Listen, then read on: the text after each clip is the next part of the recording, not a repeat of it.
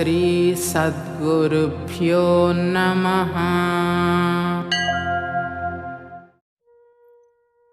వివేక చూడామణి 112వ శ్లోకం. కామం, క్రోధం, లోభం, కపటం, అసూయ, గర్వం, ఈర్ష్య, పగ మొదలైన భయానక ప్రవృత్తులు రజోగుణం యొక్క ధర్మాలు. ఈ గుణానికి వశుడైన మనిషి ప్రాపంచిక బంధాలలో చిక్కుకుంటాడు. ఇలా మనిషిని బలవంతంగా ప్రాపంచిక ప్రవృత్తుల్లోకి దించి సమస్త బాహ్య బంధాలన్నింటికీ కారణమవుతూ ఉన్న ఈ రజోగుణాన్ని గురు ఆశ్రయంతో, బ్రహ్మ విద్య అధ్యయనంతో అధిగమించాలి.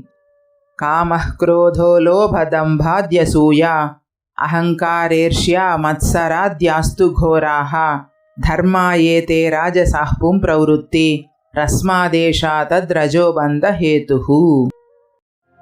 సర్వం శ్రీ సద్గురార్పణం.